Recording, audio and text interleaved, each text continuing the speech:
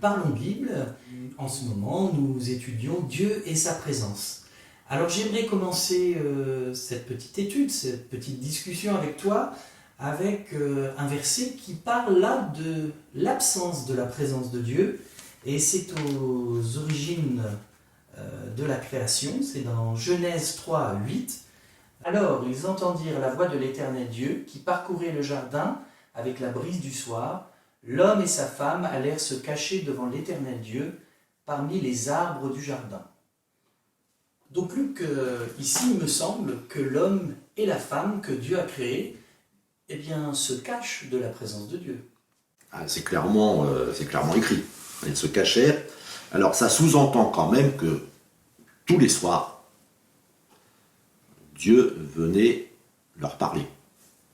Et qu'il y avait un temps de communion entre eux et Dieu. Pour revenir un peu sur l'émission précédente, c'est la présence de Dieu n'est pas étouffante. Il semble que dans la journée, Dieu les laissait vivre leur vie. Mais le soir, il venait pour un temps de communion avec eux, comme nous aujourd'hui, nous avons des temps de prière, nous avons des temps de louange, nous avons des temps de rassemblement, où on se consacre exclusivement à être dans la présence de Dieu.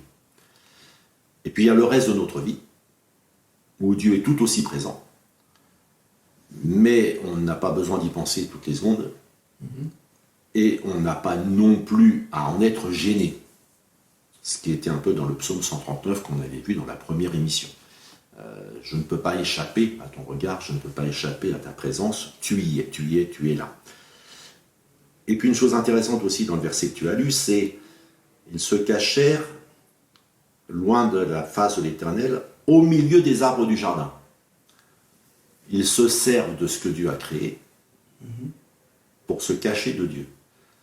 Ce qui montre bien que la présence de Dieu est différente de la présence de Dieu dans ce qu'il a créé. Dieu a créé les arbres du jardin, tous bons, sauf un. Ça ne veut pas dire qu'il n'était pas bon, l'arbre de la connaissance du bien et du mal. Mais il ne fallait pas y toucher. Et la présence de Dieu, communion avec eux, est différente de la présence de Dieu, de l'omniprésence de Dieu dans les arbres du jardin. Au point qu'ils peuvent se servir de la création de Dieu contre Dieu, pour s'éloigner de Dieu. Et c'est malheureusement ce que nous faisons souvent. Nous nous servons même de ce que Dieu a créé pour nous éloigner de lui. C'est ce qu'on appelle l'idolâtrie, confondre créateur et créature. Alors, qu'est-ce qui fait qu'ils se cachent ? Ils savent qu'ils ont fait quelque chose de pas bien. Ils savent qu'ils ont désobéi. Donc ils ont mangé de ce fameux fruit qui est défendu. Le fruit de l'arbre de la connaissance du bien et du mal. Leurs yeux se sont ouverts, mais ouverts sur une réalité désastreuse, leur nudité. Ils n'ont rien à présenter à Dieu. Mais il n'y a pas dans cette façon de se cacher, il n'y a pas de révolte. Donc ce n'est pas une opposition à Dieu, c'est une crainte de Dieu. D'ailleurs, Adam va le dire après, j'ai entendu ta voix, j'ai eu peur. Donc c'est la crainte qui les éloigne de Dieu, qui fait qu'ils se cachent de la présence de Dieu. Et d'ailleurs, il y a un verset aussi dans la Bible qui dit « L'amour n'est pas dans la crainte ». Voilà, et l'amour parfait bannit la crainte. Bannit la crainte, donc éloigne la crainte. Mais plus tard, Caïn, leur fils, l'aîné, après avoir tué son frère Abel, lui va s'éloigner de la face de l'Éternel, non pas par crainte, mais par révolte. Par révolte, il n'est pas d'accord avec le jugement de Dieu sur ce qu'il a fait. Et il dit, mon châtiment est trop dur, mon châtiment est trop pesant. Alors il s'éloigne loin de la face de l'Éternel et il va créer la première ville. C'est pour ça qu'on dit que nous sommes aujourd'hui dans la civilisation de Caïn. Donc il y a deux grandes manières de s'éloigner de Dieu, de cette présence. Première motivation, première source d'éloignement, c'est la crainte. La crainte qui fait que, par exemple, Jésus donne une parabole où un homme va au temple, un publicain, et il se cache de Dieu, mais il ose quand même prier. Aie pitié envers moi qui suis un pécheur. Ça, c'est une chose. Et puis, il y a ceux qui se révoltent contre Dieu. Et là, ils s'éloignent de sa présence parce qu'ils ne sont pas d'accord avec l'autorité de Dieu. On a vu dans la première émission que la présence de Dieu, c'est l'autorité que Dieu a sur toute chose. Et Dieu a autorité aussi sur les lois qui gouvernent l'humanité. Pas seulement sur les lois physiques qui gouvernent l'univers, mais aussi sur les lois qui gouvernent l'humanité. Et c'est là que nous entrons souvent en révolte contre ces lois-là. Et c'est une autre source d'éloignement de la présence de Dieu.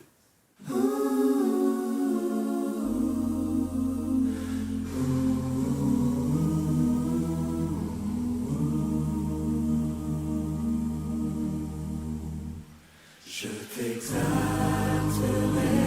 Seigneur, parmi toutes les nations. Je célébrerai, je chanterai ta gloire, car ton immense amour s'élève jusqu'aux nues. Ta fidélité jusqu'aux cieux. Seigneur, élève-toi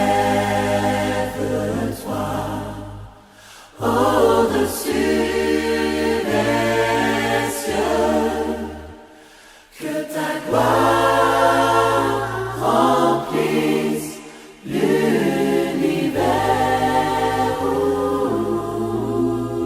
Seigneur, élève-toi au-dessus des cieux, que ta gloire, que ta gloire, que ta gloire remplisse l'univers.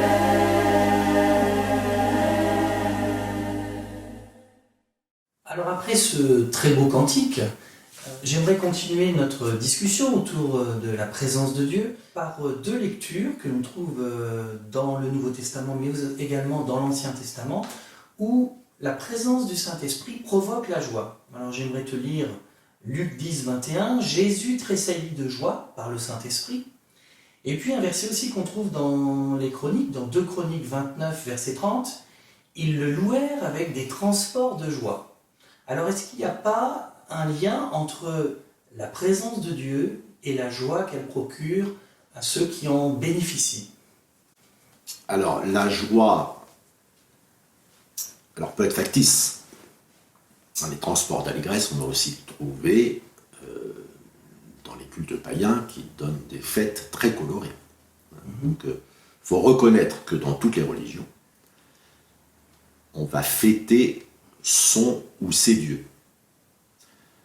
Alors, qu'est-ce qui fait que la joie que manifestent ceux qui croient en l'Éternel, le Dieu d'Israël, et puis en Jésus-Christ, celui que Dieu a envoyé, son Fils unique, en qui il a mis toute son affection. Donc, puisque c'est vrai dans la vraie foi, on va dire, et même dans les religions qui sont une déformation de la foi, c'est la preuve qu'il y a quelque chose derrière qui est profond. Donc il y a une joie à être en communion, on va prendre des gros mots, avec la transcendance. Oui, puisque même Néhémie, dans l'Ancien Testament, dit « La joie de l'Éternel sera votre force ». Donc là, on parle bien d'une joie, mais qui vient de Dieu. Voilà, c'est pour ça qu'il y a le mouvement, on va dire, ascendant. L'homme veut se réjouir avec celui qui est plus grand que lui. Alors nous, c'est Dieu, le Dieu de Jésus-Christ, le Dieu d'Israël. Dans les religions païennes, ce sont des idoles, des dieux. Mais il y a toujours ça. Et puis après, alors le vrai Dieu, le Dieu d'Israël, souvent va dire que sa joie est notre force. Et même plus que ça, l'Éternel siège au milieu des louanges de son peuple. Donc quand nous louons Dieu, Dieu promet qu'il se rend présent. Il siège au milieu des louanges de son peuple. Et pour ceux qui vivent la vie charismatique, la présence de l'Esprit de Dieu au milieu des croyants, c'est souvent dans les temps de louange que Dieu va donner des prophéties, que Dieu va donner des paroles de connaissance, que Dieu va donner des paroles d'encouragement, qu'il va opérer des miracles, opérer des guérisons, parce qu'il a une liberté d'action. On peut dire donc que la présence de Dieu n'est pas entravée. Dieu a liberté d'action au milieu de ceux qui le louent, au milieu de ceux qui acceptent sa joie, qui acceptent que même dans des moments difficiles, sa joie se manifeste. Par exemple, l'apôtre Paul va dire, lui qui est en prison au moment où il écrit ça, il dit « Réjouissez-vous toujours dans le Seigneur », je le répète, réjouissez-vous. Donc on se réjouit dans le Seigneur. Mais, comme le texte que tu as lu tout à l'heure, Jésus tressaillit de joie par le Saint-Esprit. Donc là, c'est une joie qui va surgir en nous à des moments éventuellement où on ne s'y attend pas soi-même. Parce que c'est l'action du Saint-Esprit en nous, l'action du Saint-Esprit au milieu de nous, cette présence du Saint-Esprit qui va générer cette joie. Pour ça, je dis qu'il y a les deux aspects. Le fait qu'il est convenable de se présenter devant Dieu avec joie. Ça, c'est le côté humain de la chose. Et puis, il y a l'aspect divin. C'est Dieu va susciter en nous sa joie.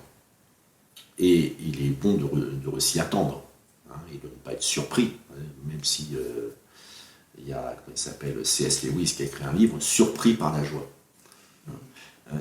Donc la joie de Dieu peut être une surprise, mais elle est quand même assez codifiée. Et puisque dans les chroniques, puisque Néhémie, puisque plusieurs interpellent les autres croyants en disant « Réjouissez-vous dans l'Éternel », c'est qu'il y a quand même un minimum d'effort à faire pour entrer dans cette joie, de la présence de Dieu, et considérer que nous, qui avons péché, qui avons été justifiés par le sang de Jésus-Christ, qui avons été sanctifiés par Jésus-Christ, nous pouvons nous présenter devant Dieu, être dans sa présence. Se présenter, c'est venir dans la présence. Donc nous pouvons nous présenter devant Dieu, que l'on appelle aussi le trône de la grâce. Eh bien, c'est une réelle joie. C'est une réelle joie. Je peux en tout temps, à tout moment, me présenter devant lui, et je sais que je suis bien reçu. Et c'est ça aussi qui est source de joie. Bien, merci Luc.